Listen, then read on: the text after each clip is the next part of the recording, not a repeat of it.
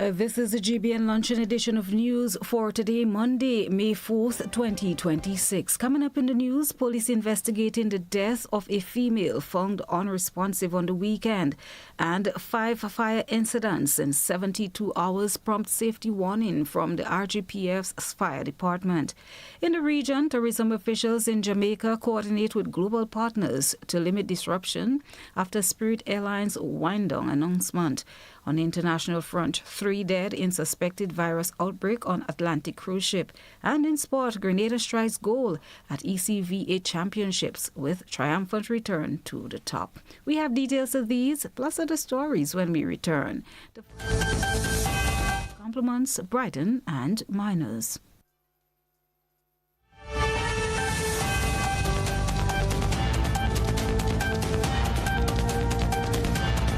Fire up the coals, bring the flavor. It's time to crown the King of the Grill. Maggie King of the Grill 2026 is calling you. Think you got the creativity, the skills, and the fire to rule the grill? This is the ultimate showdown for chefs, backyard masters, and the food lovers alike. Step up, show your talent, and claim your spot among the best. With over $5,000 in cash and prizes to be won, the stakes has never been hotter. Happening Saturday, May the 30th. Register now. Call or WhatsApp 407-8458. And welcome back. With the details, I am Christlina John. Police have launched an investigation into the death of a woman in her early 60s, identified as Melva Warwood, whose body was discovered near the Princess Alice Hospital on Sunday morning. According to initial reports, Warwood, a resident of St. Andrew, was seen walking in the Maribor area during the day and late into the night on Saturday, May 2nd. Her sudden death has left the community in shock. Authorities confirmed that she was found unresponsive early Sunday, prompting an immediate response. One individual is currently in police custody and is assisting investigators as they work to determine the circumstances surrounding her death. Warwood was described by those who knew her as a vibrant and outgoing, with a deep love for dancing and socializing. She was also known for frequenting the Mongay Psychiatric Hospital, where she received care related to mental health challenges. Police say investigations are ongoing and have not yet disclosed further details. Condolences have been extended to Warwood's family and friends, many of whom remembered her as someone who brought joy and energy to those around her. Newly appointed Spicemas Director for Calypso, Dale Neptune, has shared her vision for the future of the island's premier cultural festival, signaling a focus on growth, innovation, and preservation of tradition. Speaking with GIS reporter Sharian Noel during Saturday's Spicemas launch, Neptune outlined what the public can expect as she settled into her new role at the Spicemas Corporation. And so I am hoping that if this new shoes on, right, of course, I need the assistance of the Calypsonians themselves to tell me, what it is they're looking forward to. Because I can be thinking one thing and they can be thinking the next. And so going forward, sometime this month, we will be meeting all the tents and all the Calypsonians as much as possible. We come together and we put all the challenges, those things that are working well, what are not working so well, and some new things that we can put there to make it harmonious for the Calypsonian. Neptune emphasized her commitment to enhancing the overall festival experience while ensuring that key cultural elements remain strong and relevant. She also addressed the future of Calypso in Grenada, noting the importance of developing the art and creating opportunities for growth among performers. What I would like to see happen is something long-term in terms of we go back, we make the junior Calypso competition something big. Maybe not only on Carnival time, but sometime during the year. And so we put all the finalists, all the semi-finalists together. And that's how we have the March Gras semi-final, we have the March Gras, and this is huge. This is something I would like to see, starting with the juniors to keep Calypso alive. But however, this year, I am hoping to see more people come out to support Calypso. This is what I am hoping that we can sit down and properly promote each tent opening, so then we have a big following. According to Neptune, efforts are already being considered to explore additional avenues for sustaining and modernizing Calypso, ensuring it continues to resonate with younger audiences while maintaining its cultural roots. But I'm also hoping that we can bring back competitions like Toka Kaiso, women's Calypso. And so we have a wide range. And just as the Groovy started, remember Groovy started where people was not interested. And now it has become big. And this is huge for us. It can stand on its own, huh? And it can stand on its own. We are hoping that we can have the junior Calypso standing on its own, the women Calypso, Toka Kaiso, and what other, areas to keep the talent. Maybe bring it a teenage Calypso. We never know what this can bring out from the teenagers, right? Her remarks came as anticipation builds for this year's Spice Mass celebrations. According to official reports, firefighters responded to 5 separate emergencies within a 72-hour period. This included 2 dwelling house fires, 1 storeroom fire, 1 rubbish fire, and 1 bush fire. While no official report on injuries or damage has been released, authorities say the incident highlights growing concern about fire safety practices. The Royal Grenada Police Force, a fire department, is urging heightened public vigilance following a series of the fire-related incidents across the Tri-Island state over the past 3 days. The fire department noted that dwelling house fires are often linked to electrical faults, unattended cooking, faulty appliances, or improper use of candles. Meanwhile, fires in storerooms or sheds can result from the storage of flammable materials, fuel leaks, or discarded smoking items. Rubbish fires, another common occurrence, are typically caused by careless waste burning or ignition from sparks, glass, or chemicals. Bushfires, which are more popular than others concerning during dry season or during the dry conditions, are frequently triggered by human activities such as land clearing, unattended campfires, and discarded cigarettes. Through natural causes like lightning can also play a role.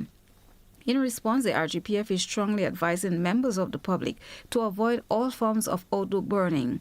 The Ministry of Agriculture has already suspended the issuance of open burn permits as of April 23, 2026.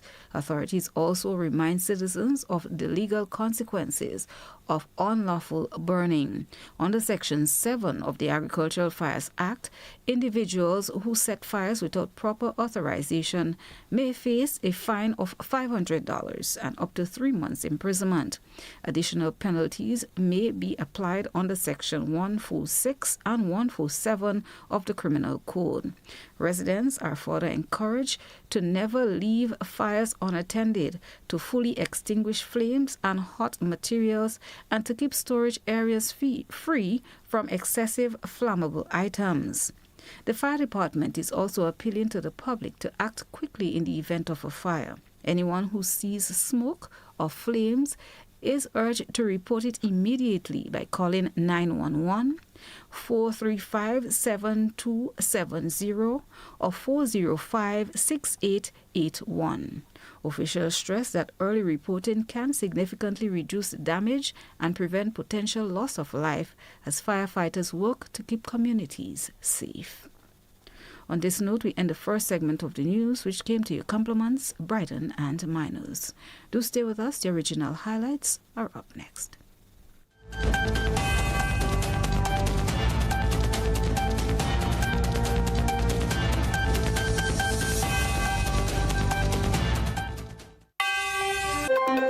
Got something to share? Call us at 440-1252. WhatsApp 405-3052 or 407-8458. Or email gbnnews@gbn.gd.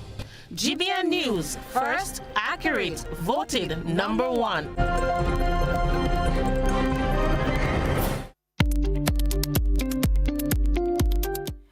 Thanks for staying with us. And now for a look at what's making news across the region. Tourism officials in Jamaica coordinate with global partners to limit disruptions after Spirit Airlines wind-down announcement. Stay tuned for details to these and other stories for our regional roundup from the OCM News Network. This segment of the news comes to you compliments Fortune Foods Limited.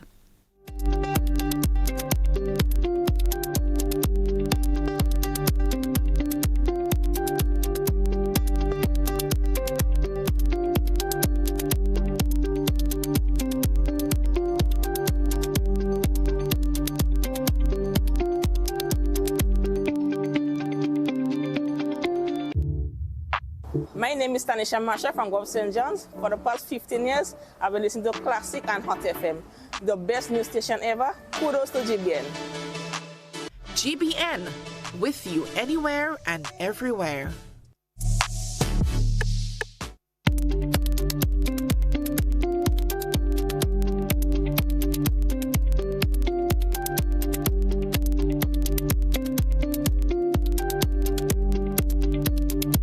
We begin in Jamaica this morning, where the Ministry of Tourism is said to be in talks with international stakeholders aimed at coordinating logistics to minimize disruptions following Spirit Airlines' announcement of an immediate wind down of its operations. Over the weekend, the low-budget airline based in Miami advised that all flights have been cancelled and that customer service operations are no longer available. Affected passengers have been instructed not to go to airports, while refunds will be automatically processed for bookings made directly with the airline. Jamaica's Minister of Tourism, Edmund Bartlett, says his country always prioritizes the safety, comfort, and well-being of visitors. He says in light of the Spirit Airlines situation, the necessary resources and coordinating logistics with partners are being lined up. Minister Bartlett also expresses appreciation for the swift response from other airline partners, many of whom have already begun introducing additional capacity and flexible booking options to accommodate displaced passengers. CBS Miami correspondent Steve Majeri has this story. But the company has said that 17,000 jobs are going to be impacted. These are both direct and indirect jobs here. And Spirit announced this shutdown at about 3 a.m. here. And now all flights have landed and as you said, all flights have been canceled. And customers are told not to come to the airport here. I'm going to show you. This is Spirit's terminal here at FLL, one of the main hubs. It's been empty throughout the morning. There haven't been any people coming in here, finding out the hard way that the airline has shut down here. And so the Budget's Airlines headquarters is here in South Florida. So many passengers with flights booked today are going to have to find another airline. Luckily, others have stepped in. United, American, Frontier, and JetBlue are just some of the airlines that have already said they're ready to assist Spirit employees and customers. And we just heard from Delta. They've announced that they're offering discounted rescue flights to help affected Spirit customers. Spirit says if you booked a flight with them, you will get a refund, and the company is working on that. Now, the airline had declared bankruptcy twice, and the company says the higher cost of fuel made it just too difficult to stay afloat during these times. And the airline is Broward County's biggest employer with about 3,000 employees just here in the county. It helped keep flight prices down by providing an ultra-low-cost option for the last 34 years. That report yesterday from CBS Miami correspondent Steve Majeri. Prime Minister Gaston Brown is back as Prime Minister of Antigua and Barbuda after his sweeping victory at the polls. Mr. Brown won the election last Thursday for a fourth consecutive time. No other politician in the country has achieved that reality.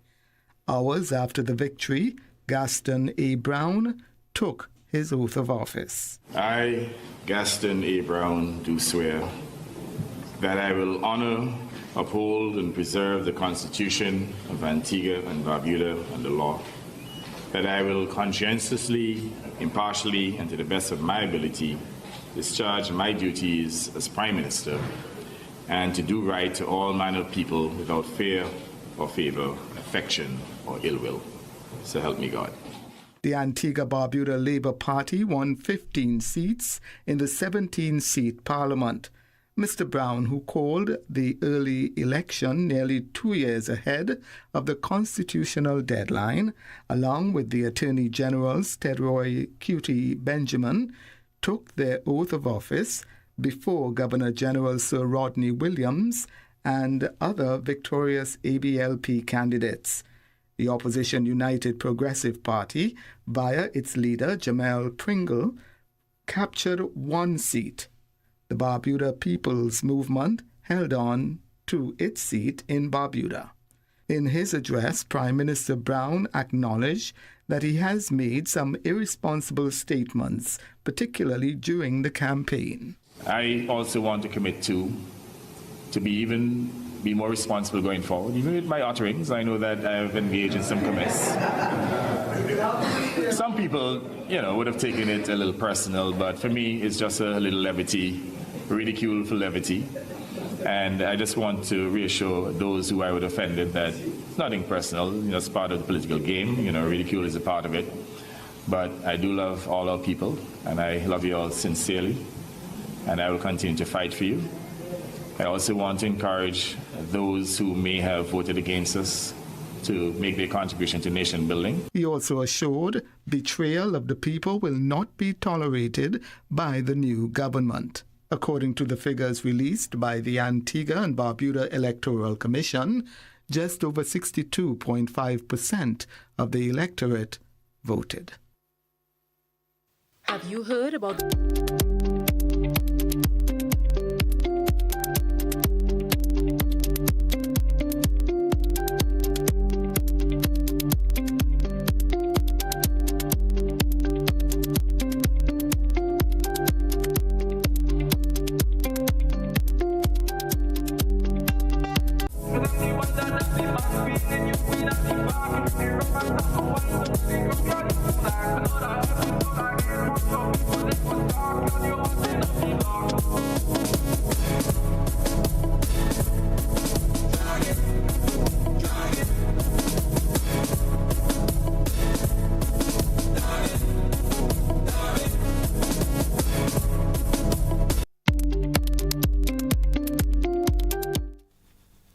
Welcome back, and now for a look at what's making news on the international front. The U.S. will begin guiding tankers through the Strait of Hormuz today.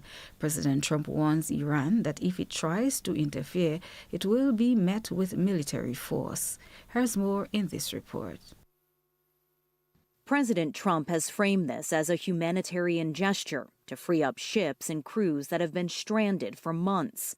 But U.S. naval escorts transiting through the strait would also be a direct challenge to Iran's control over it and risks kicking off a new front in the war.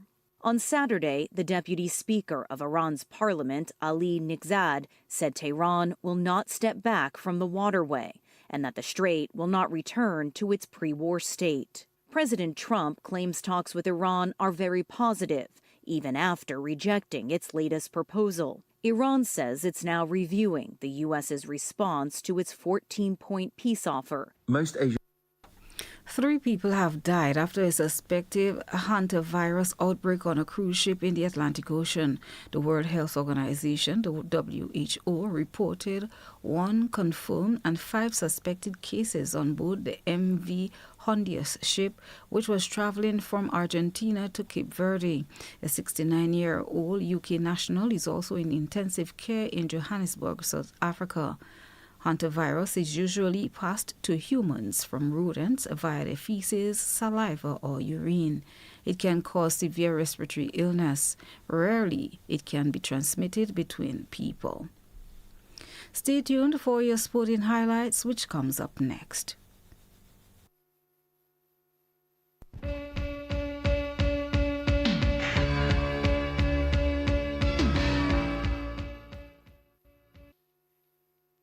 Well, good afternoon, sporting fans. Well, Grenada is celebrating a major sporting achievement after national duo Ranisha and Antonia captured gold at the ECVA Championships, reclaiming the title in impressive fashion. The pair delivered a standout performance throughout the tournament, culminating in a decisive victory over the host nation St. Lucia in the final. Their win marks a return to the top of regional volleyball, reinforcing their status as one of the Caribbean's most formidable teams. Demonstrating determination, resilience, and exceptional teamwork, Renisha and Tanya overcame a series of tough matchups to gold. Their performance in the final showcased both skills and composure under pressure, silencing the home crowd and securing the championship. The victory has sparked national pride here at home, with many praising the athletes for their dedication and fighting spirit. Officials and supporters alike say the achievement is a testament to the hard work and perseverance of the team. The championship win not only restores Grenada's position at the summit of the Eastern Caribbean volleyball, but also serves as inspiration for young athletes across the Tri-Island state. And here ends your sporting highlights. Headlines.